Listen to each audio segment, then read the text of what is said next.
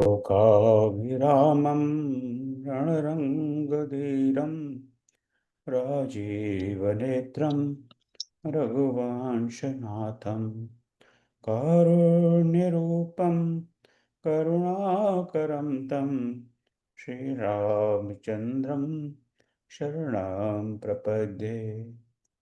मनोजवं मारुततुल्यवेगं जितेन्द्रियं बुद्धिमतां वरिष्ठं वातात्मजं वा नरयोत्तमुख्यं श्रीरामदूतं शरणं प्रपद्ये। श्रीरामदूतं शरणं प्रपद्ये। श्यावर रामचंद्र भगवान की जय। उमापति महादेव की जय। पवन सुत हनुमान की जय। श्री कृष्ण कन्हैया लाल की जय। जय जय श्री राम। जय जय श्री राम। सर भाइयों बहनों, इस रामायण की क्लास में, रामायण की कक्षा में आप सबका हार्दिक स्वागत। जैसा आपको ज्ञात है कि आज दूसरी कक्षा है। पिछले सप्ताह से हमने क्लास औपचारिक रूप से आरंभ की थी। तो पहला कांड रामचरितमानस का तो बालकांड ही है। तो बालकांड की चर्चा भाई श्री डॉक्टर विनय शर्मा जी ने आरंभ की। तो गत सप्ताह बालकांड के आरंभ से दोहा क्रमांक 18 तक चर्चा हुई और आज वहीं से आगे लेके दोहा क्रमांक 65 तक चर्चा होगी। ये बात वैसे तो स्पष्ट ही है। 1 घंटे के समय में स्वाभाविक रूप से हर हर पंक्ति, हर दोहे की चर्चा नहीं हो सकती है। तो जो हमारे शिक्षक को, मित्रों को लगेगा कि इन पर चर्चा करने की ज़्यादा आवश्यकता है, उस पर वो चर्चा करेंगे।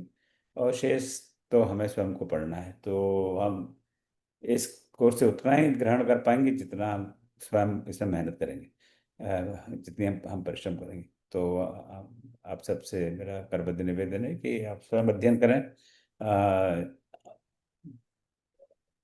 बिल्कुल जहाँ से शुरू है वहाँ से अंत तक की चौपाइयों का, दोहों का, सुरोठों का और भिन्न भिन्न छंदों का, तभी पूरी जानकारी प्राप्त हो पाएगी। इसके अलावा भी कोर्स के विषय में एक दो बातें करूंगा, पर बाद में करूंगा।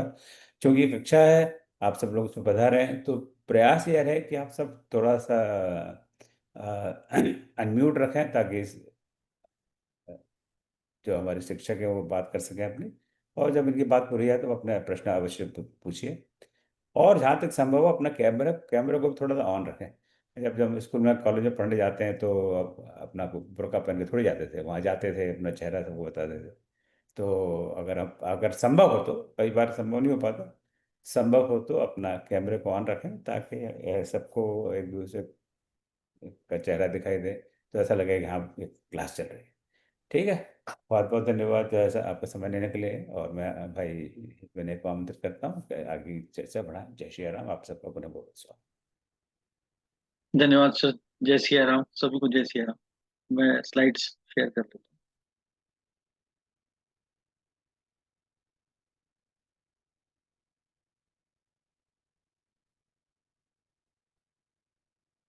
संभवतः आपको स्लाइड्स दिख रही होंगी। अभी मैं इसको फुल उसमें कर दूंगा। जी विजिबल। राइट। आज ये अ, दूसरा सेशन है हमारे इस कोर्स का, जो 31 जुलाई से प्रारंभ हुआ। और इसमें दोहा क्रमांक 18 से 65 की चर्चा मैं आपके समक्ष प्रस्तुत करूंगा। और उससे पहले मैं प्रणाम समर्पित करता हूँ। जय सिया राम। ओम श्री गणेशाय नमः। ओम श्री गुरुदेवाय नमः। ओम नमः शिवाय। प्रभु श्री बजरंग बली की जय। श्री राम परिवार की जय। श्री भरत जी की जय।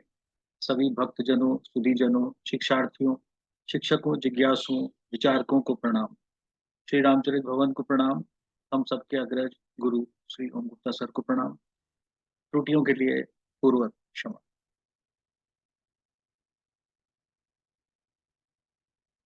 अब इसका एक, जैसा कि अभी सर ने कहा कि अथाह सागर है और हर पंक्ति में कहीं एक कथा छुपी हुई है। और आज आप ये जरूर देखेंगे, इन दोहों में करीब 47 दोहे जो आज हम चर्चा में करेंगे, और हर एक के साथ लगभग 5 और 6, किसी किसी के साथ 10 चौपाइयां।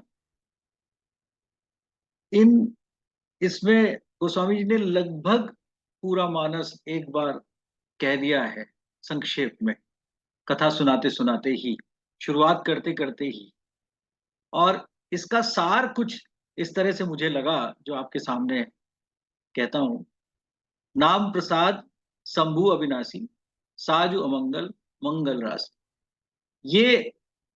ये सार है आज के इन दोहों का, कि नाम के प्रसाद से स्वयं विनाशी हुए, और साज भले ही अमंगल हो, मंगल राशि। और वो क्यों कहा, कैसे कहा, इसकी आगे थोड़ी सी आपके सामने चर्चा रखूंगा।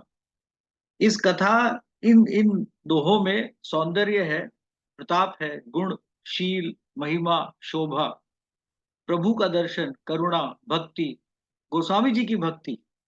अपने आप के लिए क्या कहते हैं, बार बार इस बात को देखने से बड़ा आनंद होगा आपको। और ये एक बड़ा प्रेरणा का स्रोत है कि इतने बड़े महाकवि, इतने बड़े संत अपने बारे में किस तरह से चर्चा करते हैं। नाम है इन दोहों में, नाम की महिमा है, कथा है, कथा की महिमा है, रामचरित है, रामचरित की महिमा है, कथा कहने तथा सुनने की महिमा है, भगवत लीला, श्री रामचरित मानस का आना, उदय, लिखा जाना और कारण का स्वरूप इनमें व्यक्त है। और 18वें दोहे की ये पंक्ति, गिरा अर्थ जल बीची सम, कहियत भिन्न भिन्न। बहुत ही गहरा अर्थ इसमें गोस्वामी जी ने दिया है। इसके बारे में पढ़ते समय मुझे ये लगा कि गोस्वामी जी ने हमें शुरू में ही सीताराम जी का, सीताराम सीताराम जी का एक मर्म कह दिया है, कि सीताराम संपूर्ण ब्रह्म के रूप में हमें बताए हैं। यहां पर उन्होंने वाचक वाच्य, कारण कार्य, इस बात को प्रेषित किया है, उजागर किया है। और इसमें वो ये कहते हैं कि वाणी से अर्थ है, और जल से जल की लहर है, कहने में भिन्न है लेकिन फिर भी भिन्न नहीं है, अभिन्न है, अलग करके देखा ही नहीं जा सकता। और जब अलग करके देखने का प्रयास करें तो एक वाचक है, एक वाच्य है, मतलब जिसकी वजह से, वाचक वो जिसकी वजह से एक स्वरूप दिखाई पड़े, और एक कारण है, दूसरा कार्य है। कार्य कारण के बिना नहीं, और वाच्य वाचक के बिना नहीं। और गोस्वामी जी हमें समझाते हैं कि सुनना तथा कहना शब्द का है, ना कि अर्थ का है। जैसे ही आप कुछ कहेंगे उसका स्वरूप आपके सामने आ जाएगा। और इसी बात को कहते कहते सीताराम जी का मर्म बताते हैं कि सीताराम साथ साथ में ही है, वो अलग नहीं है। और यहाँ पर इतनी डिटेल में वो मतलब उन्होंने तो सिर्फ दोहे में कह दी, ये अ, विद्वानों ने इतनी डिटेल में इस बात को इतना समझा और समझाया है। कई कई इस पर निबंध और ऐसे इस तरह की चीजें लिखी हुई हैं, जहां पर उन्होंने समझाने का प्रयास किया है कि आगे ज्यादातर हम दोनों को अलग अलग तरीके से वर्णित देखेंगे मानस में। और राम जी का बहुत ज्यादा, डेफिनेटली ये श्री रामचरित मानस है तो उनका वर्णन होगा। लेकिन हम वहां ये ना समझें कि वहां सीता जी अलग है। सीता राम हर जगह साथ हैं, वही पार ब्रह्म परमेश्वर है। शक्ति के बिना शक्तिमान हो ही नहीं सकते। शक्ति और शक्तिमान की अभिन्नता गोस्वामी जी ने हमें पहले ही बता दी है, उसका संदेश दे दिया है। और कहा है कि सीताराम ब्रह्म के नित्य अखंड स्वरूप है। ये पंक्तियां मैंने मानस पीयूष से ली हैं। और वो कहते हैं कि नाम की एकता गिरा अर्थ से है, गिरा अर्थ, और रूप की एकता जल बीची से, क्योंकि जल बीची दिख जाता है, गिरा अरथ दिखता नहीं। और गिरा अरथ निर्गुण स्वरूप दिखा रहा है जो यहाँ पर उन्होंने प्रयोग किया, और जल बीची सगुण स्वरूप दिखा। इस बात को बहुत ही सुंदर तरीके से बताकर फिर वो आगे बढ़ते हैं।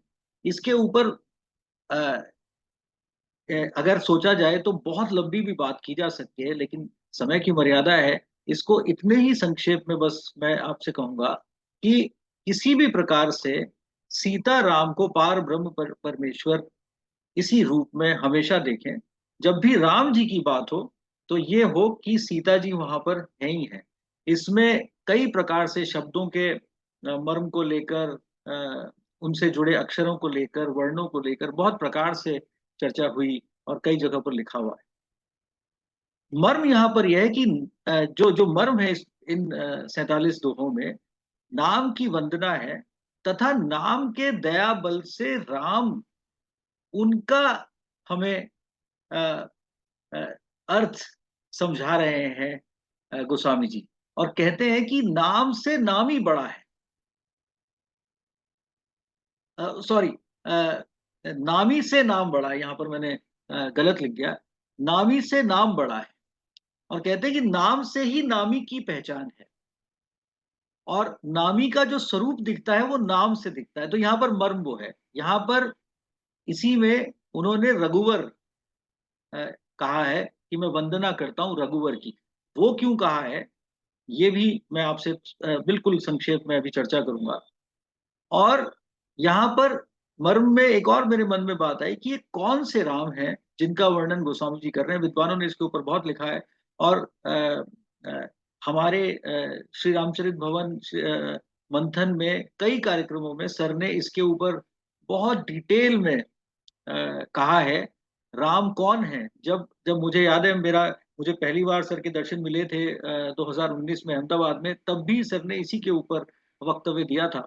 और तब से हम लोग अपने इस मंच पर इस कथन को सर के श्रीमुख से कई बार सुन चुके हैं कि राम कौन है। बड़ी सुंदर चर्चा है, वो रिकॉर्डेड है, आप उसको जरूर एक्सेस करें और उसको देखें। आपको बहुत आनंद आएगा और बहुत ही उसमें गहराई महसूस होगी, और गोस्वामी जी की इन बातों का भी आपको वहां पर मर्म दिखाई पड़ जाएगा। गिरा अरत जल बीची सम कहियत भिन्न भिन्न, बंदौ सीता राम पर जिनई परम प्रिय किन। और फिर आगे कह रहे हैं बंदौ नाम राम रघुबर को, हेतु कृसानु भानु हिमकर को। अब ये थोड़ा सा मैं इसमें समय ले लूंगा 2 मिनट का, उसके बाद फिर धीरे से थोड़ा थोड़ी रफ्तार बढ़ाने का प्रयास करूंगा। यहाँ पर वो कहते हैं ये राम वही हैं जिनके बारे में जिनका नाम प्रहलाद जपते हैं, जिनका नाम गणेश भगवान जपते हैं, और उनके नाम के महिमा की वजह से ही वो प्रथम पूजियत बने हैं। ये वही राम हैं जिनका नाम स्वयं भोलेनाथ हमेशा जपते हैं। ये वही राम है जो जो प्राण हैं, वेदों के प्राण हैं, विधि के प्राण हैं, हरि के प्राण हैं, हर के प्राण हैं, सबके प्राण हैं। और लेकिन यहाँ पर रघुवर के रूप में गोस्वामी जी उनके बारे में अ, लिख रहे हैं, उनको उस प्रकार से उस रूप में याद कर रहे हैं जो रघुकुल में पैदा हुए श्री राम। वही राम जिनको प्रहलाद उससे पहले से जपते रहे, जिनको हर प्रकार से अलग अलग तरीकों से भगवान ने जिनका वंदन किया, ये वही राम है। लेकिन अब इस समय रघुवर के रूप में राम को वो अ, हमारे सामने अ, रख रहे हैं, उनकी चर्चा कर रहे हैं। और वो कहते हैं हेतु कृसानु भानु हिमकर को। ये कारण है अग्नि का, सूर्य का और चंद्र का। इनका होना श्री राम की वजह से है। और यहाँ पर अगर आध्यात्मिक चर्चा के साथ साथ भाषा की चर्चा के उसमें भी देखें तो आपको पढ़ने में मिलेगा कि र अ म अग्नि, सूर्य और चंद्र के बीजाक्षर हैं। और बीजाक्षर जब आप पढ़ेंगे तो हमें ये पता चल जाएगा कि हर जगह पर बीजाक्षर हुए हैं। जिनकी वजह से वो शब्द सार्थक होता है, वो अ, देवता सार्थक होते हैं, वो उनका उनका होना, उनका स्वरूप, उनका सब कुछ जो उनके उसमें कहा जाए कि पावर्स हैं, वो भी सार्थक उसी बीजाक्षर से उत्पन्न हो रही हैं। और यहाँ राम से ही कृशानु भानु हिमकर सार्थक हो रहे हैं। ये बहुत संक्षेप में आपके सामने रख रहा हूँ। लेकिन अगर इसको डिटेल में पढ़ेंगे, और जो कि हमें पढ़ना भी चाहिए, बड़ा आनंद का विषय होगा कि कैसे ये एक तरह से देखा जाए तो भाषा से लेकर, आध्यात्म से लेकर, और किसी हद तक कहीं ना कहीं साइंटिफिक कोरिलेशन भी आपको इसमें दिख जाएगा, अगर आप बहुत डिटेल में इसमें जानना चाहेंगे तो। और तभी आपको पता चलेगा कि यहाँ पर निमित्त भी राम है और उपादान भी राम है। मतलब वही, उन्हीं की वजह से सब कुछ हो रहा है। और इसको इसको जब देखा जाए कि हर प्रकार से कारण वो है, तब हमें समझ में आता है कि गोस्वामी जी किस स्तर पे हमें ये समझाना चाहते हैं शुरू में ही, कि ये जो रघुवर जिनकी मैं चर्चा कर रहा हूँ, इनको मनुष्य स्वरूप नहीं देखना है, ये इनकी लीला है, ये इनकी कथा जरूर है, ये इन्होंने अपनी इच्छा से ये जन्म जरूर लिया है, लेकिन ये वही उसी विस्तृत रूप में भी देखे जाने चाहिए साथ साथ। यहाँ पर हमें वो ये बता देते हैं।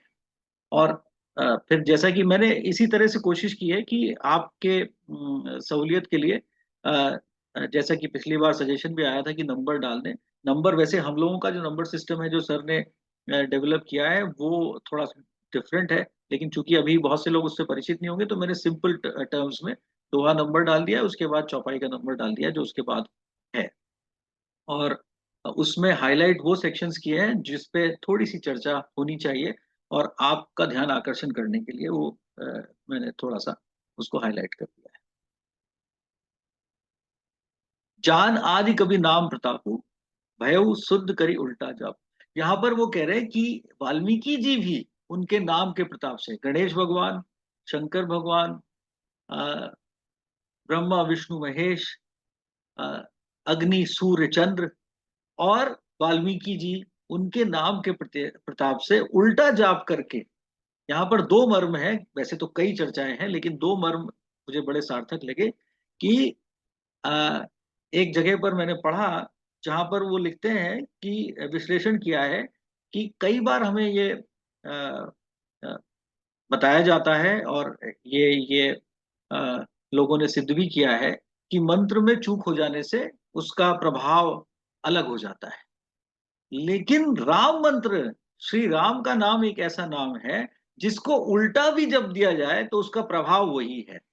और यही वाल्मीकि जी को सप्तऋषियों से आदेश मिला और उनको आशीर्वाद मिला, तो उन्होंने उल्टा नाम जप कर भी वो राममय हो गए। ये बहुत सुंदर बात इसमें गोस्वामी जी ने चिन्हित कर दी है, जो कि हमें उसी तरह से देखनी चाहिए कि राम जी का नाम किसी भी प्रकार से जपा जाए वो सार्थक है, और वो प्रभाव वही डालेगा जिसमें हम अ, हर प्रकार से फलीभूत होंगे। और किसी भी दृष्टिकोण से उस नाम को जपा जाए, किसी भी मंतव्य से जपा जाए, किसी भी स्थिति में जपा जाए, उसका फल उत्तम है, सर्वोच्च है।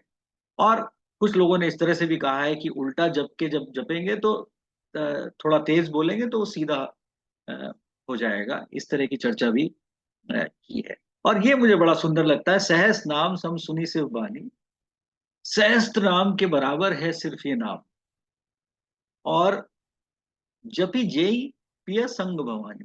पहले कहते हैं अ, उमा सहित जपत पुरारी, तो पहले उमा के सहित पुरारी जपते हैं, और यहाँ पर पिय संग भवानी, यहाँ पर माँ भगवान शंकर के साथ जप रही हैं इस नाम को। बहुत ही सुंदर वर्णन, कि यहाँ पर अ, उनको प्राथमिकता दी है कि माँ अपने पति के साथ इस नाम को जपती हैं, और दोनों में इसी नाम से सार्थकता और अ, उनका उनका जो वैभव्य है वो स्फुटित होता है। उसके बाद अ, इस इसको भी बहुत उत्तम दृष्टि से आप देखें। नाम प्रभाव जान सिवनी को, कालकूट फल दीन अमी को, जहर का फल भी अमृत समान। भगवान शंकर ही एक ऐसे महादेव एक ऐसे देवता जिन्होंने ऐसा विष पीकर अपने गले में रोक लिया। गोस्वामी जी कहते हैं ये नाम का प्रताप है जिसकी वजह से ऐसा हो गया, वो अमृत समान हो गया, नीलकंठ हुए महादेव। और वही ये कर सकते थे, उनकी सक्षमता है। और देखिए ये बड़ा सुंदर संयोग रहा है कि हमारा ये कोर्स सावन के महीने में शुरू हुआ, और जिस दिन पहली कक्षा थी 7 तारीख को, मुझे याद पड़ता है कि उस दिन त्रयोदशी थी, जहां तक मैं अगर चूक नहीं कर रहा हूं तो। और भोलेनाथ को त्रयोदशी बहुत ज्यादा पसंद है, और बहुत उत्तम रूप से उनका जलाभिषेक उस दिन होता है। लेकिन बहुत से लोगों को मैंने पूछा तो मुझे ये बड़ा जानकर सुंदर लगा कि राम नाम जप करके भगवान का अभिषेक भी बहुत से लोग करते हैं। ओम नमः शिवाय तो करते ही हैं, लेकिन राम जी की जो जब वो जप करते हैं तो भोलेनाथ और प्रसन्न होते हैं, ऐसा मुझे विद्वानों ने बताया। और उसके बाद जो है फिर मैं इस तरह से मैंने इसमें कोई भी पंक्ति काटी नहीं है। ये सारे स्लाइड्स में लगभग 96 स्लाइड्स हैं, जिसमें लगभग 91 स्लाइड्स में मैंने सारे पंक्तियां यहाँ पर रखी हैं आपके सामने। और इसमें हाईलाइट वो पोर्शन किए हैं जो मैं आपसे चर्चा करना चाहता हूँ, क्योंकि जब ये आपको स्लाइड्स मिलेंगे तो आपके पास ये पूरा पोर्शन एज इट इज रहेगा। फिर उसके आगे जो है वो अब राम अक्षरों की बात कर रहे हैं। आखर मधुर मनोहर दो, राम, ये अक्षर आपस में कैसे दिखते हैं, इनका आपस में कैसा संबंध है, और इनकी वजह से क्या होता है। लोक लाओ परलोक निभाओ, लोक में भी उत्तम, सारा जीवन यहाँ पर उत्तम हो जाएगा, और परलोक में भी सब अच्छा है। या इस पे इस अर्धाली पे भी अगर चर्चा की जाए तो ये बहुत विस्तृत रूप से देखा जा सकता है कि परलोक में जब आदमी चला गया तो फिर वहां पर निभा की क्या बात हो सकती है। गोस्वामी जी किस बात को चिन्हित कर रहे हैं, लेकिन परलोक में भी एक उत्तम जीवन की परिकल्पना है, एक बात है, और हम उसको हमारी मान्यता भी है। उसके बारे में यहाँ पर वो कह रहे हैं कि ये उस तरह से है। और फिर वो यहाँ पर राम लखन जी का जिक्र कर देते हैं कि ये दो अक्षर भगवान के नाम के राम लखन जैसे हैं, और उनको भी यहाँ पर वर्णित कर रहे हैं। तो ये फिर बाद में इन दो अक्षरों को नर नारायण के रूप में हमारे सामने रख रहे हैं। अब देखिए, जैसे कि मैंने आपसे कहा ही था कि हर पंक्ति में, हर अर्धाली में एक कथा है। अब ये जो नर नारायण की कथा है ये भी बड़ी विस्तृत कथा है। इसमें आप सबको पता ही है कि सहस्त्र कवच नाम का राक्षस था, उसको वरदान मिले थे कि उसको 1000 कवच होंगे। और उस राक्षस को खत्म करने के लिए, अंत करने के लिए उसका नर नारायण के रूप में भगवान आए थे।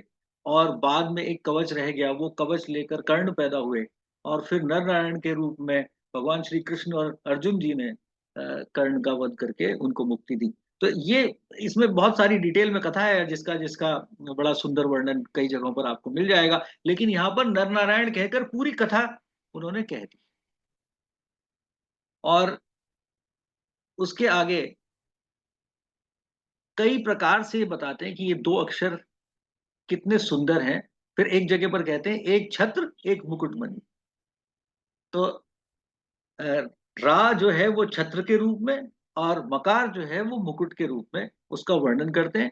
और जब इसको आप पढ़ेंगे तो आपको ये दिखेगा कि ये बात उन्होंने क्यों कह दी। ये सिर्फ उपमा के रूप में नहीं है, ये इसका इसका एक मर्म है जो भाषाविद आपको एक्सप्लेन भी कर सकते हैं, और इस बारे में कई प्रकार की चर्चाएं हो सकती हैं। मैं आपको ये चिन्हित कर रहा हूँ क्योंकि यहाँ पर ये मैं बताना चाहता हूँ कि गोस्वामी जी बहुत ही असाधारण कवि और संत हुए हैं।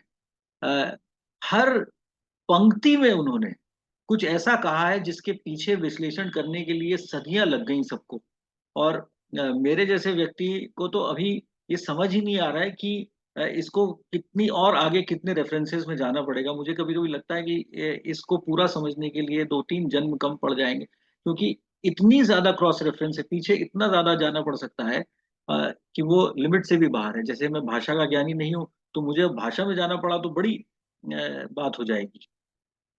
लेकिन कथा को कथा के रस के रूप में देखेंगे तो बहुत आनंद है, क्योंकि यहाँ पर बार बार गोस्वामी जी हर जगह पर कह रहे हैं कि इसको आनंद से, प्रेम से, सुंदरता से, भगवान को याद करते हुए ही ज्यादा हमें देखना है। वो तो चूंकि हम समीक्षात्मक रूप से भी इस बारे में चर्चा कर रहे हैं, इसलिए थोड़ा सा इसमें बीच बीच में हम गहराई में चले भी जाते हैं। लेकिन मेरा आपसे यही निवेदन है कि इसको देखेंगे हम उसी तरह से, जिस मर्म से, जिस प्रेम से गोस्वामी जी ने लिखा है। ये कथा है, ये चर्चा है, और ये भगवान का स्मरण है। और जैसे कि पिछली बार सर ने कहा था कि ये हमारा तरीका है इस कथा को करने का, भगवान को याद करने का। और अ, इसके बाद जब वो दोनों अक्षरों के बारे में बात कर रहे हैं, फिर वो नाम के बारे में चर्चा करते हैं। और वो यहाँ पर कह रहे हैं कि नाम रूप दुई ईस उपाधि अकत अनादि सुसामुझि साधि। नाम और रूप की बात कर रहे हैं कि नाम से रूप, देखई रूप नाम अधीना। रूप की उत्पत्ति नाम की वजह से है। जब कोई नाम लिया जाएगा तभी आपके मन में उसका स्मरण, उसका स्वरूप सामने आएगा। रूप ज्ञान नहीं, नाम भी। रूप का ज्ञान नाम के बिना हो ही नहीं सकता। तो यहाँ पर नाम का वर्णन शुरू करते हैं, और उसके बाद कई प्रकार से उसको एक्सप्लेन करते हुए कहते हैं, अगुण सगुण बिच नाम सुसाखी। निर्गुण और सगुण को नाम ही एक्सप्लेन करता है, उसके बीच का, उसका साक्षी वही है, और उसके बीच में एक ब्रिज है। हमें निर्गुण राम सगुण रूप में राम नाम से ही दिखाई पड़ते हैं। हमारे सामने राम का स्वरूप उसी तरह से आता है। अयोध्या जी में स्थापना हुई, बालक रूप में राम जी की स्थापना की गई। जब हम राम कहते हैं तो उनकी वो मूर्ति, उनका वो स्वरूप, वो सुंदर स्वरूप, श्याम स्वरूप हमारे सामने आता है। और कई जगह पर गोस्वामी जी ने कहा भी है कि वो श्याम सुंदर, श्याम देखने में श्याम वर्ण है। किस प्रकार से उनकी सुंदरता का वर्णन किया है, ये आगे कई कांडों में, कई सोपानों में आपको देखने को मिलेगा। और फिर आगे वो नाम की महिमा कहते जाते हैं कि कैसे अगर हम अ, जिह्वा पर, जिह्वा की देहरी पर नाम को रख ले, तो बाहर और अंदर दोनों तरफ कैसे उजियारा हो जाता है, कैसे ब्रह्म सुख मिलता है, और कैसे निराकार ब्रह्म साकार रूप में हमको दिखने लगते हैं नाम की बदौलत। नाम की महिमा को बहुत डिटेल में वो वर्णन करते जा रहे हैं। और हमें हर जगह पर ये इंगित कर रहे हैं कि कैसे, जैसे वो यहाँ पर कहते हैं, सकल कामना हीन जे राम भक्ति रस लीन, नाम सुप्रेम पीयूष हृद तिन्हु किए मन मीन। नाम की नाम में डूबकर ही लोग जो है मछली के समान उस रस को ग्रहण करते रहते हैं, जैसे मछली जल में होती है। अगुन सगुन दुई ब्रह्म स्वरूपा अकत अगाध अनाति अनुपा, मोरे मत बड़ नाम दुहिते ये जेहि जुग निज बस निज बूते। वो कहते हैं कि अगुण और सगुण से भी नाम मेरे लिए बड़ा है, क्योंकि नाम से ही मुझे अगुण और सगुण का मर्म पता चलता है, मुझे उसके बारे में प्रतीत होता है, वो अनुभूति होती है। और इसी वजह से मैं नाम को ज्यादा बड़ा कहता हूँ। बाद में वो ये कहते भी है एक जगह पर कि मैं इसको अतिशयोक्ति कहूंगा कि अगर मैं किसी चीज को बड़ा कह दूंगा, लेकिन फिर भी। और फिर ये मुझे बहुत सुंदर अर्धारी लगती है कि कहूँ नाम बड़ राम ते निज विचार अनुसार। कहते हैं राम से भी बड़ा राम का नाम है। और ऐसा इसलिए कहते हैं कि आज हम राम का नाम ही तो ले रहे हैं। और मुझे ऐसा कभी कभी लगता है कि भगवान जरूर इस बात को देख रहे होंगे कहीं से, लेकिन साकार रूप में मुझे तो वो दिखाई पड़ेंगे कहीं पर, ऐसा लगता नहीं।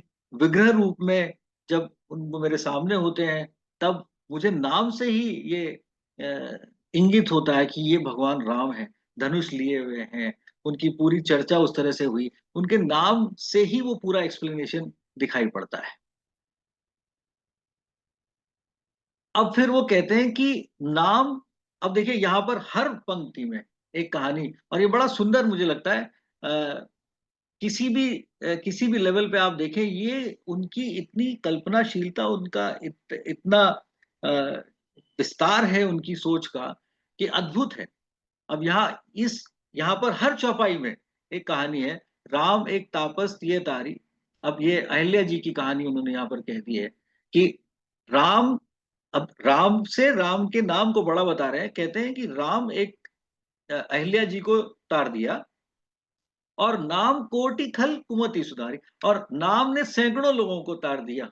तो नाम बड़ा है, हर जगह पर वो राम से राम के नाम को बड़ा बताते हैं ऋषि हित राम सुकेतु सुता की सहित सेन सुत की विवाह की। अब वो यहाँ पर विश्वामित्र जी के कहने पर जब उन्होंने ताड़का का वध किया तो ये बता दिया एक छोटे से आप देखिए 5 शब्दों के अंदर पूरी कथा कह दी।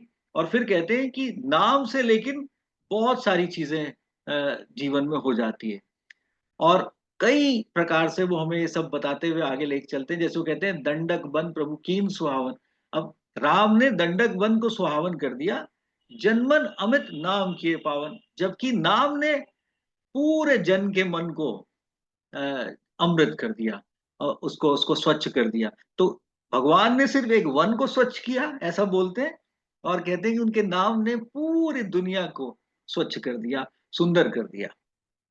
और इसी तरह से ये बातें कहते हुए वो आगे चलकर एक ही दोहे में आप देखिए शबरी माता की, जटायु जी की, और सबकी कहानियां कहते हुए जितने भी सुसेवक हो सकते हैं सबकी कहानियां कह रहे हैं। सुग्रीव जी की कहानी कह दी, कहते हैं कि सबको, और जितने भी सुसेवक हुए सबको सुगति दे दी। और नाम ने उससे भी बड़ा काम किया, नाम ने सबका जो है वो बुराई मिटा दी, ऐसा वेदों में लिखा है। ऐसा बता देते, एक ही दोहे में 3-4 कथाएं बोलते हुए नाम की महिमा हमें बता देते हैं। और फिर राम सुकंठ विभीषण दो राखे सरन जान सब को नाम गरीब, कहते हैं कि यहाँ पर विभीषण को और बाली को अपनी शरण में ले लिया, और लेकिन नाम ने कितने अनेक गरीब नवाजे। और यहाँ पर फिर से गरीब नवाज बोलते हैं। इससे पहले भी जब हमने चर्चा की थी वहां पर भी एक बार एक जगह पर गरीब नवाज बोलते हैं गोस्वामी जी। करीब 11 भाषाओं का रेफरेंस श्री रामचरितमानस में उन्होंने लिया है, अलग अलग प्रकार से ऐसे शब्द प्रयोग किए हैं जो आम जन की समझ में आए। बहुत ही सुंदर बात है कि कैसे इस पूरे सिस्टम में उन्होंने एक एक शब्द चुन के डाला है। फिर वो इस तरह से बोलते हैं कि कैसे भालुओं और कपि इनको बटोर कर जो है वो पुल बनाया, सेना बनाई, और राम नाम ने बिना श्रम के ही जो है वो अ, भव सिंधु हमें पार करा दी।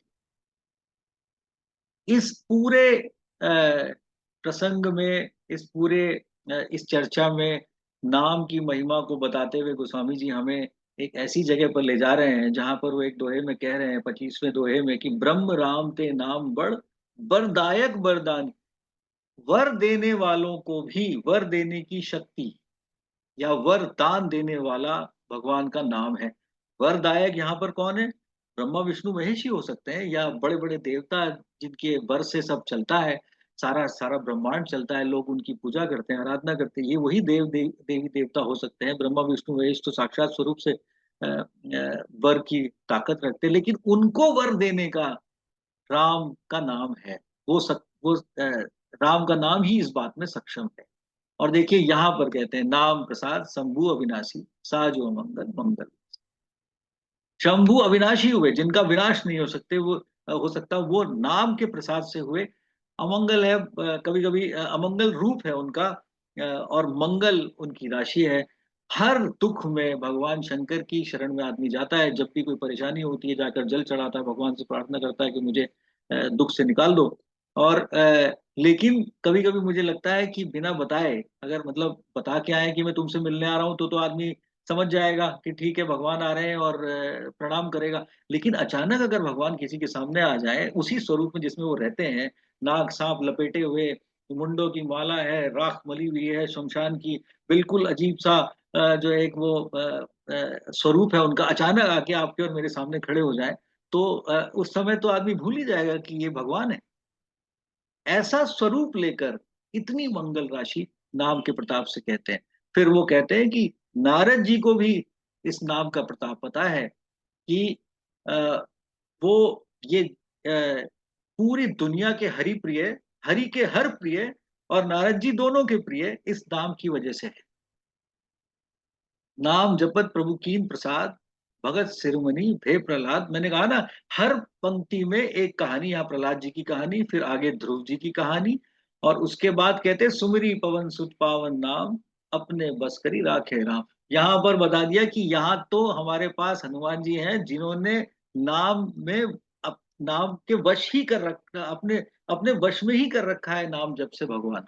अब मैं थोड़ा सा और स्पीड बढ़ाने का प्रयास करूंगा कि, और फिर अपने लिए कहते हैं, मुझे मुझे ये बड़ा उनका अच्छा लगता है हमेशा, जो सिमरत भयो भांगते तुलसी तुलसीदास। कहते हैं मैं भांग जैसा तुलसीदास, तुलसी स्वरूप हो गया सिर्फ नाम की वजह से। भांग एक अवगुणी पौधा है और तुलसी के अपार गुण हैं। एक ही जगह पर दोनों को साथ रख के वो अपने बारे में बता रहे हैं, अपना एक्सपीरियंस हमसे शेयर कर रहे हैं। और अ, फिर उसके बाद जो है वो कैसे ध्यान से जो है वो सतयुग में उसकी महिमा रही है, त्रेता में द्वापर में कैसे विधि की यज्ञ की महिमा रही है, पूजन की महिमा रही है, लेकिन कलयुग में कैसे राम की महिमा, राम के नाम की महिमा है, इसके बारे में हमको इंगित करते हैं। कहते हैं यहाँ पर न कर्म से, न भक्ति से, न विवेक से किसी भी प्रकार से काम चलना मुश्किल है, संभव नहीं है। राम नाम एक अवलंबन है, बस एक ही रास्ता है, श्री राम का नाम। और फिर वो राम जी के सुस्वामी होने की बात कहते हैं कि मैं जिस तरह का मैं सेवक हूँ, मुझे लगता है कि राम से बड़ा सुस्वामी कोई हो नहीं सकता, क्योंकि वो यहाँ पर अपने आप को बहुत डिफरेंट लेवल से प्रेजेंट करते हैं। और वो कहते हैं मुझे एक एक दो पंक्तियां उनकी पसंद है। ये है, वो कहते हैं राम स्नेह से रीझते हैं, उनके जैसा सुंदर स्वामी और उनके जैसा विशाल हृदय भगवान कोई हो नहीं सकते, और वो भगवानों के भगवान है। वो कहते हैं कि हो कहावत सब कहत, राम सहत उपहास, साहिब सीता नाथ सो सेवक तुलसीदास। वो कहते हैं मेरे जैसे व्यक्ति की वजह से उनका उपहास उड़ता होगा, उसके बाद भी वो इस बात को इग्नोर कर देते हैं, वो इस बात का बुरा नहीं मानते। तो यहाँ पर गोस्वामी जी अपने आप को एक ऐसा सेवक बता रहे हैं जिसकी वजह से स्वामी का उपहास उड़ जाए। और दूसरी तरफ वो कहते हैं कि लेकिन मेरा स्वामी ऐसा है जिसको इस बात से कोई फर्क नहीं पड़ता। और वो कहते हैं कि रहती न प्रभु चित चूक किए की, करत सुरती स सै पार ही की। वो कहते हैं कि भक्तों की सिर्फ अच्छी बातों को याद रखने वाले मेरे भगवान है। यहाँ पे भगवान की खासियतें भी हमें बीच बीच में इंगित करते जा रहे हैं, क्योंकि नाम की महिमा बता चुके, लेकिन नाम किसका है? वो राम का नाम है। तो राम कैसे हैं? वो सुस्वामी है। नाम से हम राम को पहचानेंगे और उनकी महिमा का गान हम आगे करते रहेंगे, ऐसा गोस्वामी जी हमें इंगित कर रहे हैं। और इसीलिए वो कहते हैं तुलसी कहूं न राम से, साहिब सील निधान। उनके जैसा साहिब, शील रखने, शील वाला साहिब, वो कोई और हो नहीं सकता। उनके जैसा करुणा निधान कोई हो नहीं सकता। ये बात हमको कहते हैं। और फिर उसके बाद वो हमें ले जाते हैं 29वें दोहे तक आते आते, कि जो अ, याज्ञवल्क्य जी को, याज्ञवल्क्य जी को जो कथा सुहाई और उन्होंने भरद्वाज जी को सुनाई, वही मैं आपके सामने रखने जा रहा हूँ। और यहाँ बताते हैं शंभु कीन यह चरित सुहावा, बहुरी कृपा करी उमई सुनावा। उन भगवान ने अपने मन में श्री रामचरित को अ, रचा, सोचा, अनुभव किया, अनुभूति की, और फिर उमा माँ को सुनाया, पार्वती जी को सुनाया। और फिर काकभूषण जी को दिया, उनकी भक्ति को जानते हुए, उनकी भक्ति को महसूस करते हुए। और उसके बाद याज्ञवल्क्य जी को मिला, याज्ञवल्क्य जी को। और उसके बाद फिर उन्होंने भारद्वाज जी के प्रति गाया। और वो कहते हैं कि मैं इसी कथा को आगे रखने जा रहा हूँ। और यहाँ से शुरुआत कर देते हैं, बताते हैं कि ये मुझे कहाँ से मिली। वो कहते हैं मैं पुनि निज गुर सन सुनी, कथा सुसु कर खेत, समझी नहीं तसी बालपन, तब अति रहूं अचेत। कहते हैं कि मैंने पहली बार अपने गुरु से सुनी थी, और मैं पहले भी वर्णित, थोड़ा सा इसका वर्णन आपको रख चुका हूँ कि अ, अ, अ, अब उनके गुरु जी को स्वयं शंकर भगवान से मिली, ऐसा, ऐसी मान्यता है। और शुकर खेत, वराह क्षेत्र जो है, उसके बारे में कई कथाएं, मैं बहुत एक एक क्षण में आपके सामने रख देता हूँ। अयोध्या जी से 12 कोस दूर, मतलब लगभग 40 किलोमीटर, 38-39 किलोमीटर की दूरी पर पश्चिम में बताते हैं कि वराह क्षेत्र सरयू जी के किनारे है। कुछ लोगों का कहना है कि ये नेपाल के आसपास पड़ता है, जहां पर घाघरा जी और सरयू जी का संगम है, वहां पर पड़ता है, और कुछ लोगों का कहना है कि ये एटा जिले में पड़ता है। तो वो कहते हैं मैंने यहाँ पर बैठकर ये कथा सुनी थी अपने गुरुजी से, लेकिन तब मुझे पूरी तरह से समझ नहीं, क्योंकि मैं उस तरह का ज्ञान मेरे अंदर था नहीं। और फिर कहते कई बार मैंने गुरुजी के मुख से सुनी, और तब मुझे कुछ थोड़ा सा इस बारे में अनुभूति हुई, और फिर मैंने उसको भाषाबद्ध करने के बारे में मेरे मन में प्रेरणा हुई, और फिर मैं उसको आपके सामने रख रहा हूँ। अब यहाँ पे नाम की महिमा, भगवान का वर्णन, कथा उनको कैसे सुनने को मिली, ये कहते हुए फिर वो कथा की महिमा कहते हैं कि कथा क्या है, कथा से हमारा क्या होगा। फिर वो कथा को, जैसे कहते हैं ना, गोस्वामी जी का एक बड़ा सुंदर तरीका है, हर जगह पर वो एक उपमा, एक पूरा दृश्य हमारे सामने रखते हैं, और कथा को सरिता की तरह एक एक प्रवाह उसका हमारे सामने रखते हैं कि वो कैसे एक प्रवाह रखती है, और फिर उसको सरयू जी से और गंगा जी से जोड़ते हुए हमें बताने का प्रयास करते हैं, और इसकी महिमा का गुणगान करते हैं, क्योंकि कथा की महिमा से हम आगे कथा से जुड़ पाएंगे, ऐसा उनको पता है। इसीलिए वो नाम से फिर भगवान राम के स्वरूप पर, और फिर उनकी कथा के मर्म को हमारे सामने रखते हैं, और वो कहते हैं कि कैसे ये इस कथा को नदी स्वरूप मानते हुए इसमें हमें स्नान करना है, और कैसे इसमें संत समाज स्नान करता है, कैसे वो इससे जुड़ा हुआ है। और यहाँ पर वो अपनी माता जी का भी वर्णन करते हैं इस कथा का मर्म कहते हुए कि रामई प्रिय पावनी तुलसी सी, राम जी की तुलसी जैसी प्रिय है ये कथा। अ, और तुलसीदास हिथिया हुलसी सी, हुलसी माता उनकी माता जी हुई, जिनके लिए वो कहते हैं कि मेरे लिए ये उन माता जी जैसी प्रोटेक्टिव है, जो जैसे माँ अपने बच्चे के लिए प्रोटेक्टिव होती है, जैसे माँ अपने बच्चे को समेट के रखती है, वैसे ही ये कथा मेरे लिए है।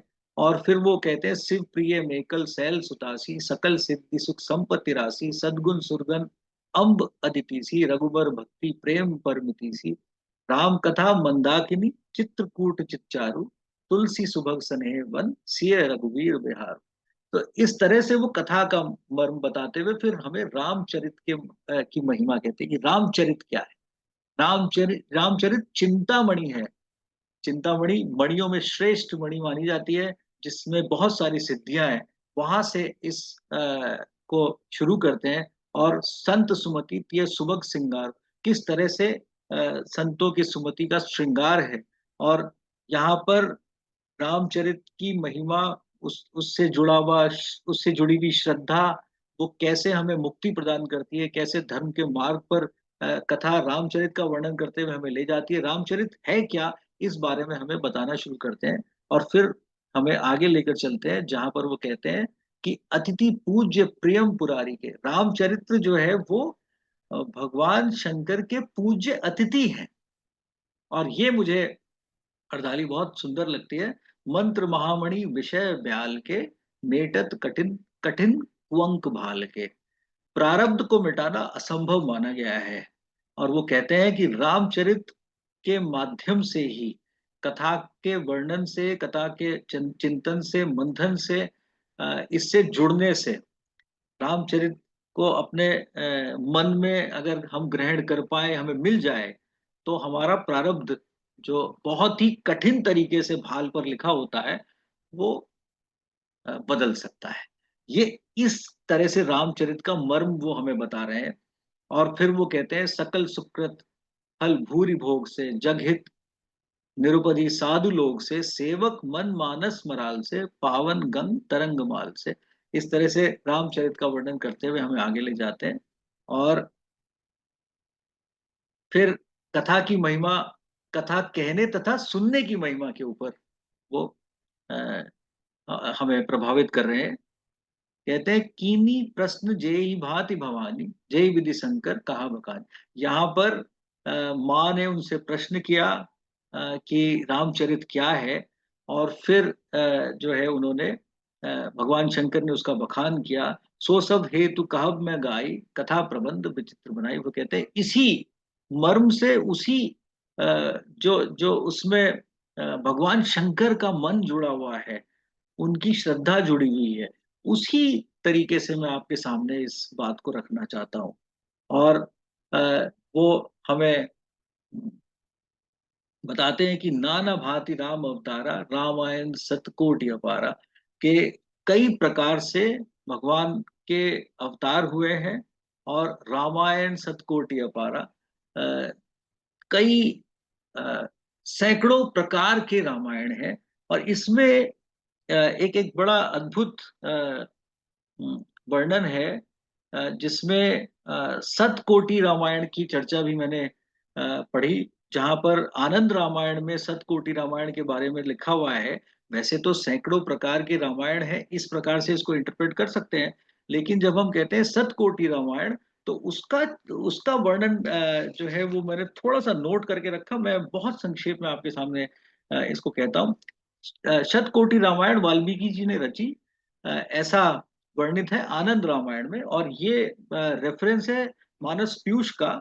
और इसका पेज नंबर जहां से रेफरेंस मैंने लिया है वो है पेज नंबर 396। बालकांड का पहला जो अध्याय, जो बालकांड 3 खंड में है मानस पीयूष में, पहला खंड जो है उसका पेज नंबर 396 है। उसमें वो बड़ा डिटेल में उन्होंने लिखा है कि आनंद रामायण में उन्होंने बताया है कि शतकोटि रामायण वाल्मीकि जी ने लिखी, जिसमें 100 करोड़ श्लोक और 9 लाख कांड है।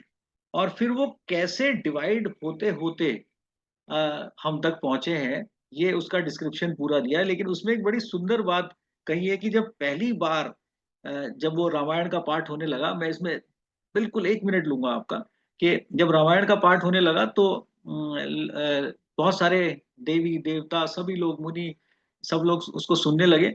और जब सुनते हैं तो वो कहते हैं कि अब हम अपने अपने लोकों में इसको ले जाएंगे। अब उस पर थोड़ा सा डिस्प्यूट हो गया। तो भगवान शंकर को याद किया गया ऐसे मौके पर। भगवान शंकर ने कहा भाई इसका तो नारायण ही वो निकाल सकते हैं रास्ता। तो नारायण ने उसको 3 हिस्सों में बांट दिया। और वो मुनि और नाग और देवताओं के बीच में बट गया, जिसमें 33 करोड़ 33 लाख 33 हजार 333 श्लोक और 10 अक्षरों में बांट के 3 हिस्से कर दिए गए। उसमें एक 2 अक्षर बचे, राम, और वो भगवान शंकर ने अपने लिए मांग लिए। इसके आगे की कथा मैं नहीं बताऊंगा, उसमें समय काफी लग सकता है। लेकिन मैं आपको बताना चाह रहा हूं कि राम शब्द की वहां से भी भगवान शंकर को वो मिला नारायण की तरफ से, ऐसा भी कहीं पर कहीं कहीं पर वर्णन है। और फिर कैसे जम्बू द्वीप में बढ़ते बढ़ते सारे पुराण उत्पन्न हुए, उसके बारे में पूरी डिटेल उन्होंने दी हुई है। अब विद्वानों के ऊपर है वो उसको कैसे डिस्क्राइब कर सकते हैं। मैं इसके इसलिए नहीं जाना चाहता कि इसकी विद्वत्ता मेरे पास बिल्कुल भी नहीं। अब कहते हैं राम अनंत अनंत गुण, अमित कथा विस्तार, सुनी आज रजना मानही जिनके विमल विचार। और यहां से फिर वो हमें आगे लेकर चलते हैं कि कब उन्होंने इसको रचा। संबत 16 के 31 करऊं कथा हरिपद धरि सीसा, नौमी भौम बार मधुमासा, अवधपुरी ये चरित प्रकाश। 1631 संवत में उन्होंने मंगलवार के दिन 9वीं तिथि को चैत्र मास में इस कथा का प्रारंभ किया। और ये माना जाता है कि जिस दिन उन्होंने ये कथा प्रारंभ की उस दिन सब कुछ वैसा ही था जिस दिन रघुवर पैदा हुए, जो या यूं कहा जाएगा अवतरित हुए, अपनी इच्छा से इस दुनिया में आए। भय प्रकट कृपाला, वो जिस दिन प्रकट हुए वो सारा कुछ वैसा ही उस दिन जब उन्होंने कथा शुरू की, ऐसा वर्णित है, कई जगह पर वर्णित है। और अवधपुरी उसी तरह से प्रकाशित थी, सारे देवी देवता वहां इकट्ठा थे उस जगह पर जब ये कथा प्रकाशित हो रही है, जब गोस्वामी जी इसको लिख रहे हैं। क्योंकि सारे ग्रह नक्षत्र जितनी भी जो इंडिकेटर्स हैं वो सब वैसे के वैसे ही थे, ऐसा उन्होंने बताया है। और उसके बाद फिर वो हमें बता रहे हैं कि ये जो श्री रामचरित मानस है, ये किस तरह से एक नदी है जिसमें स्नान करने से सब कुछ विमल हो जाता है। और अ, अयोध्या जी के बारे में भी बता रहे हैं कि वो किस तरह से एक ऐसी जगह है जहां पर मोक्ष की प्राप्ति होती है। अवध तजे तनु नहीं संसारा, अवध में शरीर छूटने के बाद दोबारा संसार में नहीं आना पड़ता। और अ, अब वो हमें रामचरित के बारे में बताते हुए कि कैसे ये सारे दोषों को हर लेता है, रामचरित अगर हम इसका ये हमारे मन में आ जाए, और कहते हैं रचि महेश निज मानस राखा, अपने मन में उन्होंने रख लिया, और अ, अपने मन से कहा, इसीलिए इसको मानस कहा, रामचरितमानस। और इसी से उसका फिर उदय हुआ। जैसे ब्रह्मा जी ने मन से सरोवर बनाया और उसमें भगवान के अश्रुओं को भरकर मानसरोवर बना दिया, वैसे ही ये मानस बना, जो कि अपने आप में एक सरोवर है। ऐसा प्रसंग वो कहते हैं, जस मानस जय विधि भयउ जग प्रचार जय हेतु, अब सोई कहूँ प्रसंग सब सुमरी उमा वृष केतु। उनका नाम लेकर कैसे, शंभु भवानी का नाम लेकर फिर वो कैसे मानस के बारे में सुने। और अब वो यहाँ पर सारी प्रस्तावना देते जा रहे हैं। मैं यहाँ पर आपको रोकूंगा नहीं, समय की मर्यादा भी है। ये स्लाइड्स में थोड़ा सा रन करता हूं, बस ये बता रहा हूं कि यहाँ पर हर दोहे हर चौपाई में वो अ, कथा हमें संक्षेप में सुना रहे हैं, जो पूरा मानस आगे है। और वो बताते हैं कि कैसे अगस्त मुनि के आश्रम में जब वो गए, वहां पर उन्होंने उनसे कथा सुनी, फिर उनको कथा कही, और राम जी की चर्चा हुई, और उस चर्चा को आगे बढ़ा रहे हैं, और पूरा वृतांत हमें सुनाते जा रहे हैं धीरे धीरे।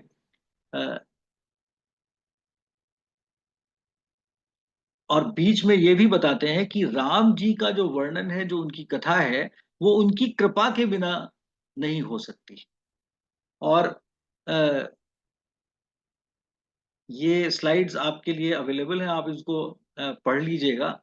अब मैं आपको वहां पर ले जाता हूं जहां पर वो अ, अ, किस प्रकार से हमें ये इंडिकेट करना चाहते हैं कि कैसे भगवान शंकर जब वो कथा सुन रहे हैं, सुना रहे हैं, उसी बीच भगवान अपनी लीला कर रहे हैं, नर लीला कर रहे हैं भगवान श्री राम। और किस प्रकार से अयोध्या में वो अवतरित होते हैं, फिर वो वध कर रहे हैं यहाँ पर। इधर वो कथा कह रहे हैं, सुन रहे हैं मुनि जी के साथ उनके आश्रम में, और भवानी साथ में है। उधर वो कैसे अवतरित हो रहे हैं, कैसे सब कुछ घटित हो रहा है। और जब वो आश्रम से चल रहे हैं, उस समय रावण उनको हर के ले जाता है। और जब वो उनको हर के ले जाता है, अब इस समय उनके मन में ये है कि किसी भी प्रकार से मैं भगवान को प्रणाम कर लूं।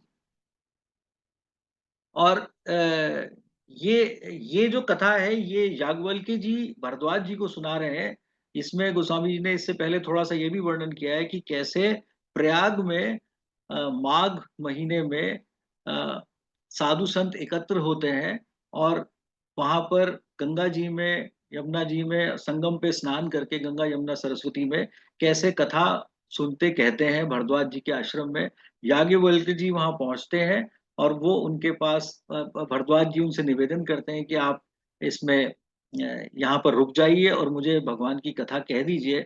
याज्ञवल्क्य जी कहते हैं कि आप परम ज्ञानी हैं, आप मुझसे कथा सुनना चाहते हैं, ये मुझे बहुत अच्छा लगता है। और वो रुककर उनको कथा सुनाते हैं। ये इन पंक्तियों में थोड़ा सा उन्होंने वर्णित किया। उसके बाद इस कथा में याज्ञवल्क्य जी वो कह रहे हैं कि कैसे त्रिपुरारी जाते हैं, और अ, अ, मुनि के आश्रम में रुककर वो कथा उनके साथ कहते सुनते हैं। लौट के आ रहे हैं तब तक आ, हर प्रकार से देखते हैं कि भगवान अवतरित होकर, और वो घटित हो रहा है चारों तरफ। और ये वो प्रसंग है जब भगवान उस समय बिरहा में लीला कर रहे, बिरहा की लीला कर रहे हैं, सीता जी को याद कर रहे हैं, उनको ढूंढ रहे हैं। और शंभु सोचते हैं कि भगवान इस समय अवतरित हो गए हैं, अगर मैं जाकर प्रणाम करता हूं तो उनके अवतरित होने की का पता चल जाएगा दुनिया को, क्योंकि यही वो अ, सच्चिदानंद घन भगवान हैं। और वो संकोच में हैं। और यहाँ पर वो जब जब भगवान को देख रहे हैं उस लीला करते समय, उनके मन में प्रसन्नता आ रही है। और यहाँ पर जैसे ये 48 खा में लिखा है, तुलसी दर्शन लोभ मन डरु लोचन लालची, शंकर उर अति क्षोभ सती न जाने मर्म सोई। तो अ, ये उनके मन में आ रहा है कि किसी भी प्रकार से मुझे दर्शन मिल जाए। वो लीला को पहचानते हैं, मुस्कुरा रहे हैं, हंस रहे हैं, लेकिन लीला का मर्म देखते हुए उनको प्रणाम करने से संकोच हो रहा है। और जब वो भगवान को नहीं उनसे रहा जाता तो वो भगवान को प्रणाम कर देते हैं। और भगवान को प्रणाम करने में उनको एक हर्ष उत्पन्न हो रहा है, उनको एक बड़ा आनंद आ रहा है। और माँ इस बात से बड़ी सशंकित है कि ये शंभु, जिनकी सारा ब्रह्मांड पूजा करता है, ये किसको प्रणाम कर रहे हैं। और जब वो भगवान को उस रूप में देख रही हैं तो उनके मन में संशय आ रहा है कि ये कैसे व्यक्ति को प्रणाम कर रहे हैं, इनमें ऐसी क्या खास बात है जो इनको प्रणाम कर रहे हैं। और वो संशय में चली जाती है। इस संशय को कई प्रकार से भगवान दूर करने की कोशिश करते हैं, वो संशय उनसे दूर नहीं हो रहा है। अंत में हार मान के भगवान उनसे कहते हैं कि आप जाइए और जाकर हंस के बोलते हैं कि जाकर आप उनकी परीक्षा ले लीजिए। ये है, जो तुमरे मन अति संदेहु तो किन जाई परीक्षा ले हो। और भवानी जाती है, भवानी जाकर रास्ते में सीता जी का रूप धर लेती हैं। और जाकर जब परीक्षा लेने को ही होती है तो वहां पर भगवान लीला करते हैं। और माँ को एकदम ये इंगित कर देते हैं कि मैं आपको जानता हूँ। वो पूछते हैं कि शंभू कहाँ है, वो क्यों नहीं आए। और वो सकुजा जाती हैं। और जब वो सकुचा जाती हैं तो उनसे कुछ कहा नहीं जाता। उसमें फिर भगवान उनको कई प्रकार से लीला दिखाते हैं। कई लोग, कई देवी देवता उनकी कई दृश्यों में सेवा कर रहे हैं, लेकिन सीता राम का स्वरूप एक ही दिखता है। ये बहुत बड़ी बात उनको महसूस होती है, उनको अंदर से इस बात की बड़ी ग्लानि होती है कि भगवान शंकर की वो बात नहीं मानी। और यहीं पर ये अर्धाली, जो मेरी सबसे प्रिय अर्धाली है कि होई सोई जो राम रचि राखा, वो यहाँ पर भगवान समझ जाते हैं कि इस लीला के पार, इस माया के पार पाना असंभव है। और वो ये मान के बैठते हैं कि जो भगवान राम चाहेंगे वही होगा। और जब भवानी वहां से लौटती हैं तो शंभू उनसे पूछते हैं कि आपने परीक्षा ले ली। तो वो कह देती हैं संकोच करके, नहीं मैंने तो कुछ कहा नहीं, मैंने तो सिर्फ प्रणाम किया। यहाँ पर भी भगवान शंकर ये कहते हैं कि मन में सोचते हैं कि देखो, ये भी भगवान की लीला है कि ये मुझे ठीक नहीं बता रही हैं। मुझे कह रही हैं कि मैं तो प्रणाम करके आ गई, जबकि ये परीक्षा ली इन्होंने वहां पर जाकर। और अ, अब उनके मन में ये संदेह हो गया कि किसी भी प्रकार से अब मैं इनको उस स्वरूप में नहीं देख सकता, क्योंकि ये सीता माता का रूप धर के वहां चली गई। तो भगवान भक्ति को चुनते हैं और वो अ, वापस कैलाश लौटकर तपस्या में लीन हो जाते हैं। 87,000 वर्ष तक, ऐसा पुराणों में वर्णित है, मानस में गोस्वामी जी ने लिखा है कि 87,000 वर्ष तक अ, भगवान तपस्या में है। और भगवान इंतजार कर रही है कि कब वो आंख खोलेंगे और कब मैं उनसे क्षमा प्रार्थना करूंगी। जब वो आंख खोलते हैं, क्षमा प्रार्थना की बात होती है, वो राम नाम जपते जपते ही आंख खोलते हैं और वो भगवान राम की ही चर्चा शुरू कर देते हैं। ये सब हो रहा है, इतने में भवानी को आसमान में बहुत सारे देवी देवता अ, जाते हुए दिख रहे हैं अपने पिता के घर की तरफ, क्योंकि उनको दक्ष प्रजापति बना दिया गया था। और उनके मन में आता है कि मैं भी अपने पति के घर जाऊं। और शंभू उनको समझाते हैं कि वहाँ ये जो चौपाई है, ये मेरी बड़ी फेवरेट चौपाई है। और लगभग अंत तक हम पहुंच ही गए हैं। मैंने थोड़ा सा तेज अ, चलाया इस प्रसंग को, इसके लिए मैं आपसे क्षमा प्रार्थी हूँ। लेकिन कोई भी वो प्रश्न होगा तो मैं आपका उत्तर बाद में लिखित रूप में जरूर भेज दूंगा। वो कहते हैं, जद्भी मित्र प्रभु पित गुर गेहा, जाय बिनु बोले न संदेहा, तद्भी विरोध मान जह कोई, कहाँ गए कल्याण न होई। वो कहते हैं, वैसे पितृ प्रभु, पिता और गुरु के घर कभी भी जा सकते हैं, लेकिन जहां पर विरोध माना जाए वहां पर जाना ठीक नहीं होता। बहुत समझाते हैं। भवानी वहां चली जाती हैं और वहां ये देखती हैं, सती जाई देखूं तब जागा, कतऊ न दीख शंभू कर भागा। भगवान शंकर के बारे में वहां उस सभा में ना कोई चर्चा, ना उनका अंग, न अंश रखा गया। जैसे होता है कि जैसे उपस्थित नहीं भी हैं साक्षात स्वरूप में, तो उनको विराजित करके उनका मान रखा जाए कि वो यहाँ पर माने जाएंगे। ऐसा भी कुछ नहीं है। कोई किसी भी प्रकार से उनका चिन्ह भी नहीं है। इस बात से उनको बड़ा अपमान महसूस होता है और उनको ग्लानि होती है कि मैंने अपने पति की बात नहीं मानी और उन्होंने मुझे बहुत समझाया भी। और वो वहां पर बहुत नाराज हो जाती है अपने पिताजी से और वहां पे जितने भी लोग विराजमान हैं, और वो कहती हैं कि किसी भी प्रकार से आप सबको इस बात का दंड मिलेगा और मैं अपना शरीर इसी अग्नि में दहा करती हूँ, छोड़ती हूँ। और वो अपना शरीर अ, अ, योग अग्नि में दहा कर देती हैं। और जब शंकर भगवान को समाचार मिलता है, समाचार सब शंकर पाए, वीरभद्र करी को पटाए, और वीरभद्र को भेजते हैं, सारा यज्ञ जो है वो समाप्त कर देते हैं, सबको दंड देते हैं। और अ, सती माता, अब इसके बीच की कथा है जो आगे मानस में बहुत संक्षेप में कई एक दो जगह पर गोस्वामी जी ने, और एक जगह तो मुझे याद है कि उन्होंने इंगित किया है कि जब वो इस बात में भवानी से ही, पार्वती जी से ही कह रहे हैं कि जब आप सती जी रूप में थी और जब आपने शरीर त्याग दिया और मैं विक्षिप्त रूप से घूम रहा था, तब मैं काकभूषुंडी जी के आश्रम में जाकर मैंने मन को शांति प्राप्त की थी भगवान राम के नाम से। वो कथा यहाँ पर है। इस बीच की कथा है कि यहाँ पर जब वो सती माता अपना शरीर त्याग देती हैं तो भगवान उनका शरीर लेकर घूम रहे हैं, और सब कुछ विक्षिप्त रूप में उनके मन में है। तब नारायण उस शरीर को खंडित करते हैं, जो हमारे भारतवर्ष में 52 शक्तिपीठों के रूप में खंडित होकर जो है स्थापित हैं, जितने भी मंदिर हैं। और इसके बाद सती माता, चूंकि उन्होंने भगवान नारायण से शरीर छोड़ते समय वरदान ले लिया था कि मैं हर जन्म में शिव पद अनुरागा, भगवान शंकर की ही अर्धांगिनी बन के जन्म लूं, तो फिर वो इसी कारण से हिमालय में पार्वती जी का तन पाकर जन्म लिया उन्होंने। और इसी तरह से हम 65वें दोहे तक पहुंचते हैं। मैं समय की मर्यादा भंग कर चुका हूँ 3-4 मिनट से, मैं इसके लिए बहुत क्षमा प्रार्थी हूँ।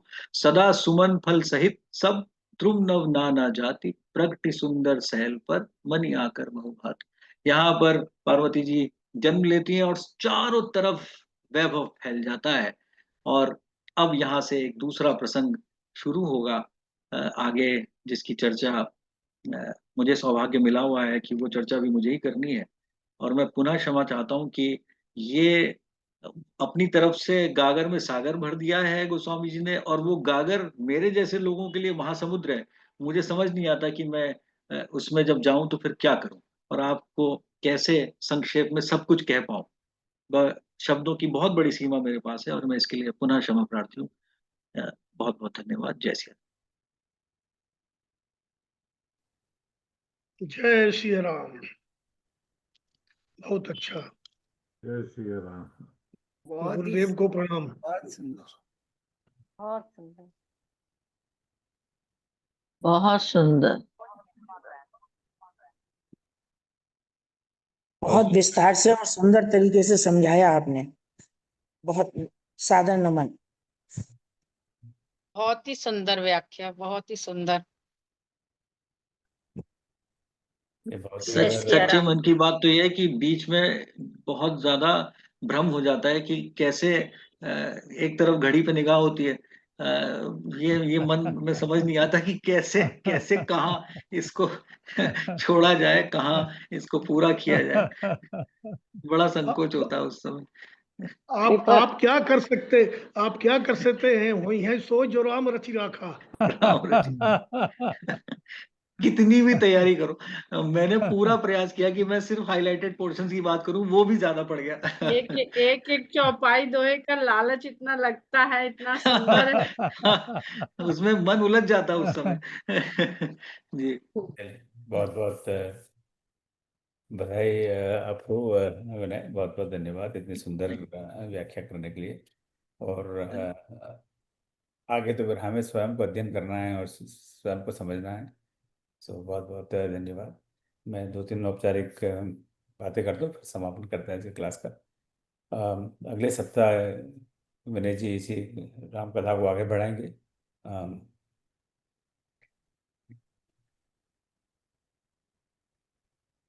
जो पहली क्विज है, जो जो गत क्लास थी और बालकांड के आरंभ से 2 क्रमांक 18 तक की, वो कल उसको बंद होना था, परंतु कई मित्र बहुत पिछले 2-3 दिन में या पिछले सप्ताह में इस क्लास में जुड़े हैं, इसलिए वो इसका लिंक अभी भी खुला हुआ है। तो वो कल 15 अगस्त के अर्धरात्रि को उस लिंक को हम बंद कर देंगे। तो अगर आपने पहला क्विज सबमिट नहीं किया है तो उसको आज ही सबमिट करें, आज नहीं कर सके तो कल करिए, कल तो वैसे भी छुट्टी का दिन है 15 अगस्त से। पर एक बार बंद होने के बाद में हम किसी के लिए नहीं खोल पाएंगे। और जब क्विज बंद हो जाएगा तो जिन्होंने सबमिट किया है तब तक उनको ईमेल से आपको उसका आपको स्कोर मिल जाएगा। कई कई मित्रों ने प्रश्न पूछा है, हमने सबमिट किया, हमें पता ही नहीं क्या हुआ। तो वो जो नया सिस्टम अभी है कि जब क्विज सबमिट बंद हो जाएगा उसके बाद में ही सबको स्कोर मिलेगा। तो स्कोर ही नहीं, आपको ये भी पता लगेगा कि आपका कौन सा प्रश्न सही रहा, कौन सा प्रश्न गलत रहा, जो गलत रहा उसमें क्या सही उत्तर है। तो वो सारी जानकारी एक साथ सबको मिल जाएगी। अब तक आज सुबह मैंने देखा था, सुबह मेरे मेरे समय के अनुसार तो 78 मित्र सबमिट कर चुके थे। और उस औसत को स्कोर है 8.37 और मीडियन है 9। मीडियन का मतलब होता है कि आधे से ज़्यादा लोगों का स्कोर 9 या उससे अधिक है, 9 या 10 अधिक तो क्या। तो बहुत अच्छा परफॉर्मेंस है जो भी सबमिट कर रहे हैं। और आप आज ही सबमिट करिए, जैसे मैंने कहा आज नहीं करें तो कल तो अवश्य करिए। एक बार वो बंद हो गया फिर बंद हो गया, फिर वो उसको नहीं खोल पाएंगे। इसके अलावा जो दूसरा क्विज है जो आज के वक्तव्य पर आधारित है, वक्तव्य से क्या नाम, मेरा कहने का मतलब है कि जो आज का कंटेंट है दुआ क्रमांक 18 से 65 उस पर आधारित है, वो क्विज भी तैयार है। तो आज मैं घंटे 2 घंटे बाद उसका लिंक भी आपको इसी ग्रुप में पोस्ट कर दूंगा। सारी जानकारी जो इसका व्हाट्सएप ग्रुप है वहीं पोस्ट होगी, क्योंकि email system is not working. मैं ईमेल भेज रहा हूँ पर बहुत सारे लोगों पर ज़्यादा वो पहुँच नहीं पा रहा है, या ईमेल से वो यूज टू नहीं है, या उनके स्पैम फोल्डर में जा रहा है। तो email is not very reliable. तो इसी व्हाट्सएप ग्रुप से आप देखते रहिएगा, आपको सारी जानकारी मिलती रहेगी। आज सुबह तक इस क्लास में 133 मित्रों ने रजिस्ट्रेशन किया हुआ है। तो आपके अगर आपको लग रहा है कि क्लास अच्छा है, इससे अच्छी जानकारी मिल रही है और लोगों को भी इसको अटेंड करना चाहिए, तो उनको प्रेरित करें कि वो भी फटाफट रजिस्ट्रेशन करें, ताकि वो क्लास अब छूटे नहीं। और इसमें से 133 में से मेरे ख्याल से 85 लोगों ने अब तक इसका कोर्स का रजिस्ट्रेशन का फीस का पेमेंट किया है। जिसमें बार बार कह चुका, फीस अब इसलिए है कि हम सीरियस लोग इस कोर्स में जुड़े रहे, नहीं तो बहुत सारे लोग जुड़ जाते हैं वो सीरियस नहीं होते। अब किसी को कोई कठिनाई हो रही हो फीस देने में, बस एक छोटा सा मैसेज भेज दें मुझे, फिर उनको हम इमीडिएटली वेव कर देंगे। फीस की कोई हमें आकांक्षा नहीं है, पर हम सीरियसनेस की आकांक्षा है और वो उसका एक इंडिकेटर है। तो ये मेरी तरफ से इस कोर्स के बारे में जानकारी। अब आपका कोई प्रश्न हो तो बताएं मेरे लिए इस कोर्स के संबंध में, या मेरे लिए कोई भी प्रश्न हो, कोई भी दुविधा हो। पर मेरा बिल्कुल करबद्ध निवेदन है कि आप व्हाट्सएप कोई भी प्रश्न पूछने के पहले, कई बार आपके मेरे पास या तो व्हाट्सएप ग्रुप में प्रश्न आते हैं या व्यक्तिगत प्रश्न आते हैं, तो प्रश्न पूछने के पहले एक बार व्हाट्सएप ग्रुप में देख लें। 90% चांस है कि उसका उत्तर ऑलरेडी वहाँ दे चुके हैं हम, क्योंकि हर किसी को अलग अलग उत्तर देना हमेशा संभव नहीं हो पाता। तो अब जैसे मैंने व्हाट्सएप में डाला मैसेज कि आपके क्विज सारे क्विज के सारा आपके जो जो स्कोर है लिंक होने के बाद में मिलेगा, फिर भी अलग अलग लोगों के वही प्रश्न आ रहे हैं, तो क्योंकि वो संदेश नहीं देख नहीं पा रहे, इससे आपका भी समय बचेगा, मेरा समय भी बचेगा। तो उस पर कृपया ध्यान दें। परसों जन्माष्टमी है, तो जन्माष्टमी के दिन तो राम जी को थोड़ा सा बैक सीट दे देते हैं, तब कान्हा जी उभर आते हैं। तो वैसे राम और कृष्ण में कोई फर्क तो है नहीं, हम सब जानते ही हैं। तो उस दिन हम भजन संध्या रख रहे हैं इस पटल पर, रात के 9 बजे भारत के समय के अनुसार, 9 से 10, 9:15, 10:30 बजे तक, जब तक मन करे। भगवान के भजन गाने में क्या मर्यादा। पर आरंभ 9 बजे से करेंगे कृष्ण जी के भजन। उसके लिए 10-12 हमारे मित्र जो जुड़े हुए हैं वो भजन गाएंगे। उसके बाद में किसी को गाने का मन हो तो उसके बाद में हम बिल्कुल फ्री फॉर्मेट जिसको भजन गाना। और रात तो अपनी है, कान्हा जी तो वैसे भी 12 बजे के पहले प्रकट नहीं होंगे। तो गाते रहिए आराम से। जूम लिंक की हमारी कोई मर्यादा नहीं है, 24 घंटे तक जूम लिंक चलता है। तो 24 घंटे तक भजन गाने तो खूब आराम से भजन गाइए, कोई इसमें डाउट नहीं। पर अब मैं रुकता हूँ यहाँ पर आपका कोई प्रश्न हो, कोई शंका हो, किसी भी चीज़ को लेकर बताएं। कुछ नहीं, क्या बात है, ये तो बहुत अच्छी बात है। चलिए बहुत बहुत धन्यवाद आपका। और परसों मिलते हैं कृष्ण जी के भजन सुनने के लिए, और अगले गुरुवार को तो आगे राम कथा विनय जी से सुनते ही हैं, और शांति मंत्र के साथ आज का समापन करते हैं। ओम सर्वेषां स्वस्तिर्भवतु, सर्वेषां शांतिर्भवतु, सर्वेषां पूर्णं भवतु, सर्वेषां मङ्गलं भवतु। ओम सर्वे भवन्तु सुखिनः, सर्वे सन्तु निरामयाः, सर्वे भद्राणि पश्यन्तु, मा कश्चित् दुःखभाग् भवेत्। ॐ असतो मा सद्गमय, तमसो मा ज्योतिर्गमय, मृत्योर्मामृतं गमय। ॐ शान्तिः शान्तिः शान्तिः।